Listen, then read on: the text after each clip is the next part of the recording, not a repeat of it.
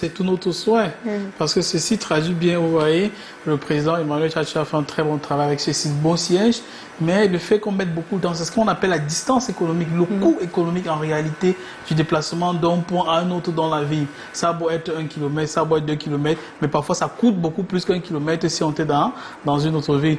Parlant de la Chine, il y a de cela quelques temps, je me rappelle, des gens qui travaillent par exemple en Guangzhou dormaient à Shenzhen, c'est-à-dire à 200-300 kilomètres, mais puisqu'il y a des voies de communication qui sont bien entretenues, qui sont de très bonne qualité, vous ne ressentez pas sur vous que les distances du lieu d'habitation et du lieu de travail sont extrêmement importantes. Vivement que les choses s'arrangent, mais en attendant, on espère qu'on aura des retombées également sur le plan infrastructurel pour ce qui est de ce sommet des BRICS. Le Cameroun participe à ce 15e sommet-là et je voudrais vous demander en quoi ça pourrait rétablir l'ordre mondial et surtout les opportunités pour le continent africain.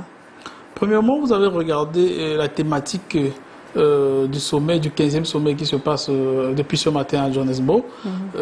Dans la quintessence du thème, il est question de la souveraineté des États et surtout du développement inclusif.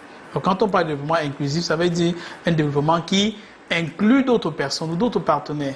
Or, quand nous faisons le bilan des collaborations que nous avons eues avec d'autres partenaires, notamment les Occidentaux, depuis un certain nombre de temps, on se rend compte que le bilan n'est pas très réjouissant. Si nous rentrons sur le plan énergétique, nous avons beaucoup de fleuves, nous avons beaucoup de cours d'eau, nous avons beaucoup de capacités, mais curieusement, on n'a toujours pas d'électricité en qualité ou en quantité suffisante.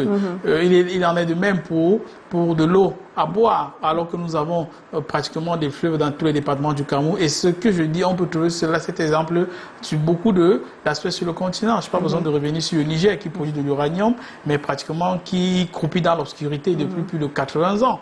Donc, moi, je pense que le sommet pourra avoir un impact positif. Surtout que c'est l'une des premières et les rares fois que les organisateurs, notamment le président Cyril Ramaphosa, a pris les dispositions pour inviter plus de 60 chefs d'État, parmi lesquels 30 sur le continent africain. C'est la raison pour laquelle le Cameroun est représenté. Le Premier ministre John Ngouté représente le président Paul Biya, parce que les autorités sud-africaines se sont dit que ce n'est pas seulement un sommet pour les Sud-Africains, ce n'est pas seulement un sommet qui concerne les BRICS, mais c'est une opportunité pour l'ensemble du continent. D'autant plus que dans les grandes thématiques qui devraient être abordées, certes, il y a la question monétaire pour la monnaie du BRIC, mais surtout il y a l'ouverture du BRIC, parce que le BRIC... une quarantaine de nations aux portes du BRIC. Très bien, parmi lesquelles beaucoup d'États africains. Parce qu'aujourd'hui, le BRIC se présente en réalité dans les faits et les chiffres comme un élément qui peut peser sur la scène internationale. Vous connaissez le niveau de vie, la décrépitude de notre système. Il y a cela à peine quelques temps, notre État, je prends l'exemple du Cameroun, a subi les pressions de la Banque monnaie du FMI, a dû enlever un certain nombre de subventions sur les coûts du carburant. Ce qui, aujourd'hui, a un impact négatif non seulement sur les consommateurs, mais également sur les industries. C'est pratiquement la même chose au Nigeria. Dès que le président est arrivé, le président Tinubu, l'une des premières décisions qu'il a prises, c'est de supprimer une subvention. Tout ça pour obéir aux injonctions de la Banque mondiale. Ce qui fait qu'aujourd'hui, le Nigeria, qui est l'un des premiers producteurs de pétrole sur le continent africain, a le coût du carburant à la pompe les plus élevés, autour de 700 francs CFA, donc un peu plus d'1 euro. Maintenant, alors que, dans le même temps, de l'autre côté, il y a des possibilités de pouvoir faire différemment. Avec les BRICS, par exemple, il y a la New Development Bank, qui est la nouvelle banque de développement des BRICS, avec un capital de 100 milliards de dollars. Rien que pour ces 5 membres du BRICS qui sont déjà là. Alors que n'oublions pas, il y a cela 2 ou 3 ans, le capital du FMI, c'était que 28 milliards de dollars. C'est-à-dire, ils sont venus chez nous en Afrique, privatiser les entreprises, envoyer les parents au chômage, diminuer les salaires, éviter, puisqu'on parle des questions des infrastructures, que ce soit les infrastructures routières, que ce soit les infrastructures sanitaires et tout le reste, généralement c'est parce que les caisses de l'État sont vides. C'est pas parce qu'il y a forcément les moyens, même comme parfois le peu de moyens qui restent, les gens détournent, mais généralement on est soumis à des pressions. Alors que quand vous regardez la qualité des infrastructures qui ont été réalisées par les BRICS dans beaucoup de pays, aujourd'hui, on se rend compte qu'il y a une différence. Que ce soit des Chinois, que ce soit des Russes, que ce soit des Indiens, on se rend compte qu'il y a une différence. Mais regardez, essayez de faire la comparaison entre ces types d'infrastructures et les infrastructures qui sont réalisées par les entreprises étrangères, parfois européennes. Parfois, vous avez l'impression, je n'ai pas besoin de revenir sur l'exemple du Cameroun, la route que Satom, sans publicité, a fait après Bonabéry, je prends l'ancienne route. C'est une route qui a été reprise à plusieurs reprises. On se dit, mais comment une entreprise qui peut avoir une expérience de près de 80 ans peut faire ce type de route en Afrique et que des gens réceptionnent cela? ça. Et pour cela, il y a une tonne d'exemples, les différentes que vous parlez. Il y a parfois ces entreprises occidentales. Mais c'est de comparer cela avec les routes que les Chinois ont fait. Il y en a plein de routes là, qui ont des difficultés, mais qui dans beaucoup de cas résistent. D'accord. Et dans son discours, justement, Cyril Ramaphosa a insisté sur le fait de refuser une compétition entre les puissances mondiales. Vous comprenez ce positionnement-là à l'ouverture choc d'un sommet pareil? Oui, justement. Pourquoi? Parce que vous savez, une des grandes difficultés auxquelles a été confronté le continent africain, c'était la crise russo-ukrainienne, dans laquelle un certain nombre de puissances, notamment les États-Unis, voulaient que les États africains s'alignent derrière eux. Alors que beaucoup de pays africains se sont dit c'est une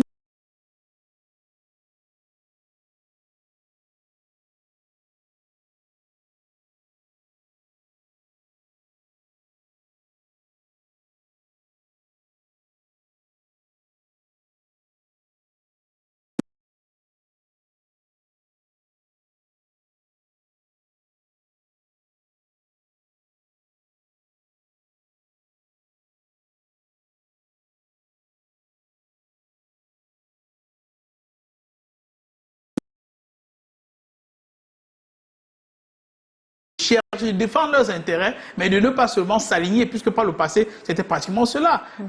Beaucoup de pays s'alignaient juste sans regarder le centre de leurs intérêts. Mais aujourd'hui, les Africains se disent que ce n'est pas le centre des intérêts.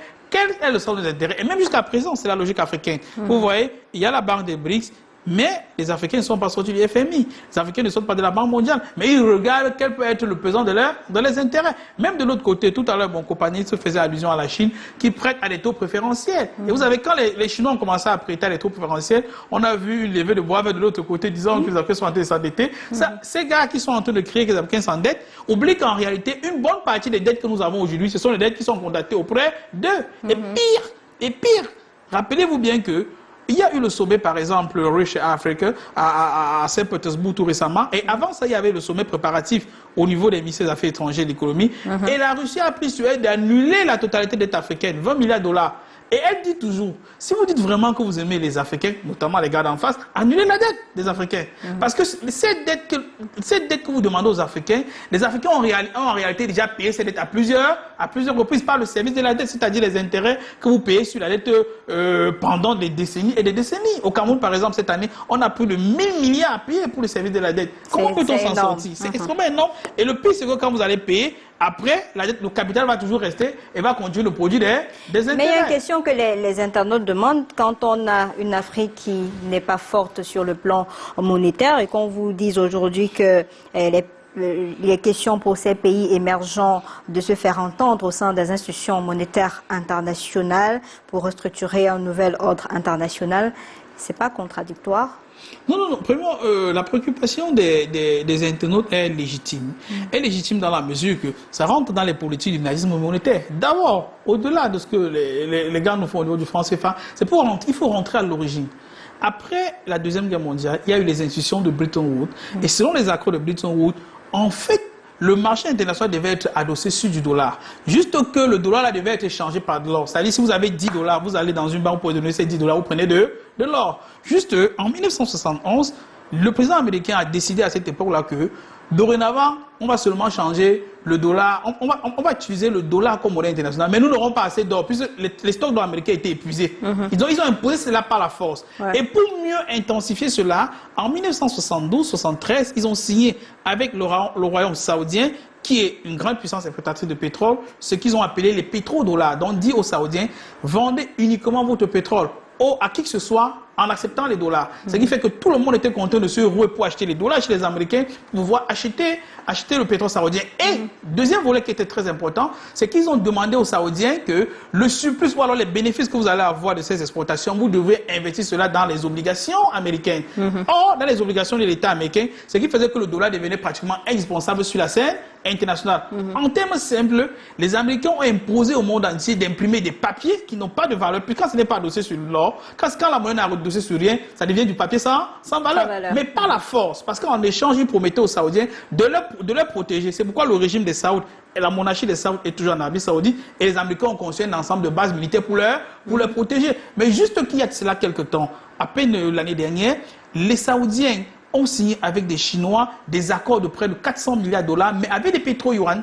Ça veut dire que les Chinois ont pu négocier avec les Saoudiens, dire que nous voulons acheter votre pétrole, mais nous voulons payer avec le yuan. Et ça commence à faire peur en face. C'est pourquoi l'Arabie Saoudite, vous voyez, elle est sur la liste des gens qui veulent être membres des BRICS, etc. Mais il y a déjà des conflits parce qu'il y a en interne, pour ceux qui sont déjà dans le BRICS, qui ne voudraient pas l'entrée de certains pays dans ce bloc-là.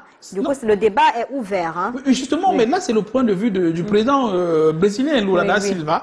Et Lula a raison, parce qu'il dit, il n'est pas contre cela, mais il dit qu'il faudrait que les États qui sont membres, qui veulent entrer, partagent les idéaux du BRICS. Ça, c'est très important. C'est-à-dire, on ne laisse pas tout le monde rentrer, parce qu'il y en a... La cour du roi Péto, vous avez vu le président Macron, par exemple, a demandé à être invité. Mais un gars qui est dans le G7, ils font tout... Même comme on accuse Vladimir Poutine d'être à l'origine de ce blocage d'invitation, pour ce qui est de son arrivée à ce... Parce qu'il a estimé qu'il fallait être là pour participer à ce sommet. Non, il n'a pas invité. Quand ils font les sommets de G7, là, ils invitent. Il y a eu une volonté. Il y a eu une volonté de Macron de participer au sommet. Non, ne veut pas de lui. Est-ce que c'est dans l'opinion, dans les analyses géostratégiques, on vous dit carrément que puisque Poutine est là, c'est forcément un blocage des guerres de puissance.